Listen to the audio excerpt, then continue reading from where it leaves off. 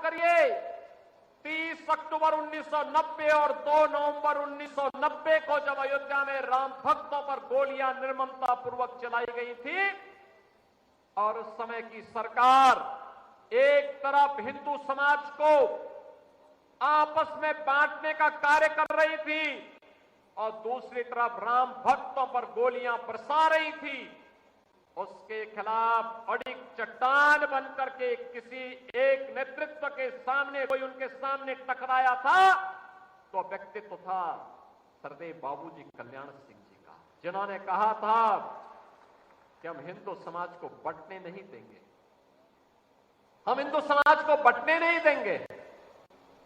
ये जातीयता का जहर घोलने वाले लोग ये भारत को कमजोर करने का काम कर रहे हैं। ये जातीयता का जहर घोलने वाले लोग भारत के सामाजिक ताने को छिन्न भिन्न कर रहे हैं और एक तरफ हमें आपस में बांट रहे हैं तो दूसरी तरफ तुष्टीकरण की पराकाष्ठा में चढ़ करके उत्तर प्रदेश को दंगों की आग में भी झोंकने का काम कर रहे हैं। और बहनों और भाइयों, 2 नवंबर और 30 अक्टूबर 1990 की तिथि भारत के इतिहास में उसी काले अध्याय के रूप में लिखी जाएगी जब अयोध्या में निर्ममता पूर्वक राम भक्तों का लहू बहाया गया था। उसके खिलाफ भी आवाज मुखर की थी सरदेव बाबूजी ने। बहनों और भाइयों, वही स्थिति जब 2002 उसके ठीक 2 वर्ष के बाद 6 दिसंबर 1992 को समय आया, केंद्र की सरकार का दबाव था कि अयोध्या में राम भक्तों पर कारसेवक पर गोली चलाई जाए। बाबूजी ने कहा नहीं, हरगिज नहीं, राम भक्तों पर गोली नहीं चलाएंगे। सरकार चाहे तो हमारी केंद्र की सरकार चाहे तो मेरी सरकार को बर्खास्त कर सकते हैं और अगर चाहे तो मैं तैयार हूं, हमारा संकल्प पूरा हुआ, मैं अपने पद से इस्तीफा देने जा रहा हूं। और बहनों और भाइयों, मुख्यमंत्री पद को ठुकरा करके उन्होंने अपना रास्ता संघर्ष का चुना। और आज इसीलिए जब हम लोग बाबूजी की 30वीं पुण्यतिथि के अवसर पर यहां एकत्र हुए हैं, मुझे आप सबसे एक ही बात कहनी, हम बाबूजी की इस तिथि पुण्यतिथि को हिंदू गौरव दिवस के रूप में मना रहे हैं। हमें हिंदू एकता के महत्व को समझना पड़ेगा। हिंदू कोई जाति नहीं है, मत और मजहब नहीं है, यह किसी संकीर्ण दायरे का माध्यम नहीं है, यह भारत की सुरक्षा की गारंटी है, यह भारत की एकता और भारत की एकात्मता की गारंटी है।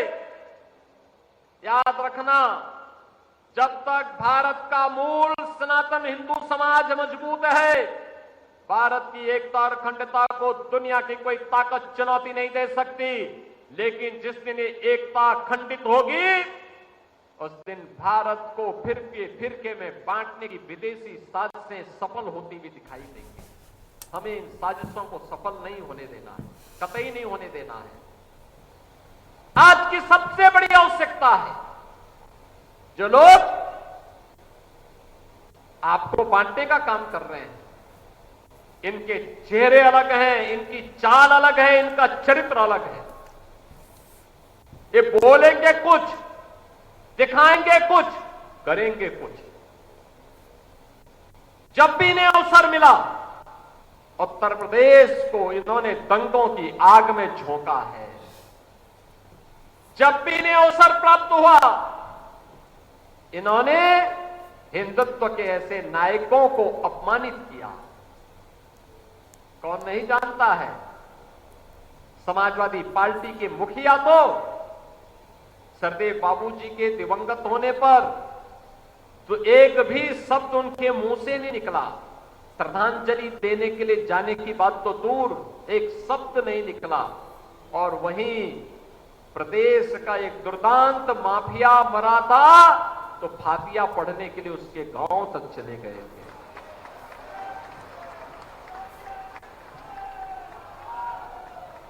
क्या यही पीडीए है?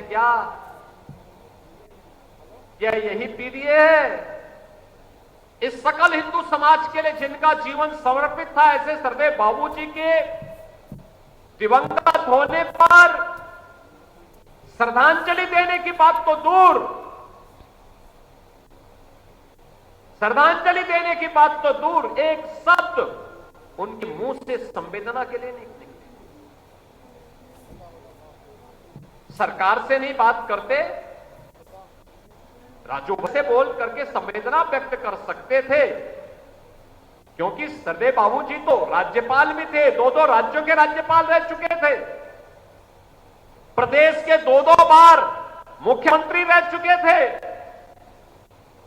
प्रदेश में मंत्री रह चुके थे, 10 बार विधायक रह चुके थे,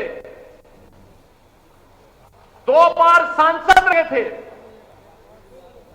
लेकिन एक भी शब्द नहीं निकला।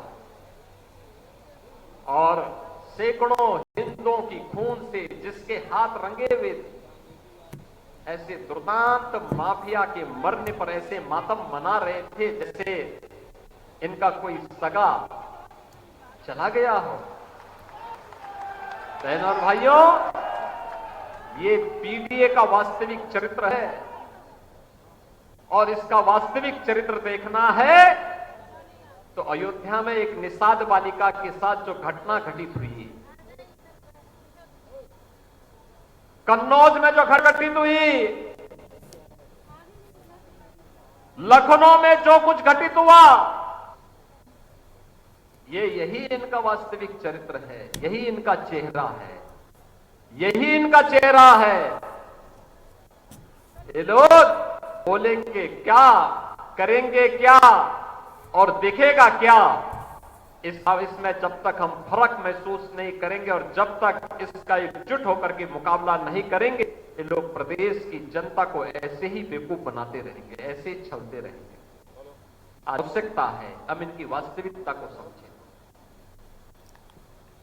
आज परेशान है क्योंकि उनकी गुंडागर्दी के स्कोप रंजन की सरकार ने बंद कर दिए, उनकी अराजकता के स्कोप बंद कर दिए गए,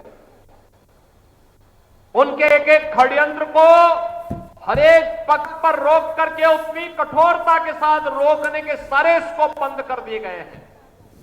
इसलिए परेशान तो इनका होना स्वाभाविक है, स्वाभाविक है, लेकिन चिंतित होने की आवश्यकता नहीं। प्रदेश में जीरो टॉलरेंस की जिस नीति को 1991 में सरदेव बाबूजी ने लागू किया था, वह आज भी प्रदेश के अंदर लागू है। डबल इंजन की यह सरकार प्रधानमंत्री मोदी जी के नेतृत्व में अपराध और अपराधियों के प्रति, भ्रष्टाचार और भ्रष्टाचारियों के प्रति जीरो टॉलरेंस की नीति के तहत कार्य करेगा, चाहे इसकी कोई भी कीमत क्यों न चुकानी पड़े, और प्रदेश की जनता जनार्दन का बाल बांका नहीं होने देगा। यह संकल्प हमें सरदेव बाबूजी के इस तीसरी पुण्यतिथि के अवसर पर लेना ही होगा, और हमें इस बात को मजबूती के साथ आगे बढ़ाना होगा। क्या जीवन जिन मूल्यों के लिए, जिन आदर्शों के लिए सरदेव बाबूजी का जीवन समर्पित था, और मूल्यों और आदर्शों के लिए हम कार्य करें। बाबूजी की इस विरासत को उनके सुपुत्र पूर्व सांसद श्री राजवीर सिंह राजू भैया, उनके सुपुत्र श्री संदीप सिंह और उनके अनुयायी लगातार आगे बढ़ाने का कर रहे हैं। आप सभी से मेरा यही आग्रह होगा, बाबूजी का सपना था, उस सपने को भारतीय जनता पार्टी और उनकी विरासत मुझ के साथ आगे बढ़ाने का कार्य करेगी, कार्य कर रही है। हमें तनिक भी उन मूल्यों और आदर्शों से विचलित हुए बगैर निरंतर आगे बढ़ने की तैयारी करनी चाहिए। आज तृतीय पुण्यतिथि के अवसर पर सरदेव बाबूजी को मैं एक बार फिर से उनकी स्मृतियों के लिए नमन करते हुए प्रदेश सरकार और प्रदेश की जनता जनार्दन की ओर से श्रद्धांजलि अर्पित करते हुए अपनी वाणी को यहीं पे विराम देता हूं। धन्यवाद। जय हिंद, जय जय श्री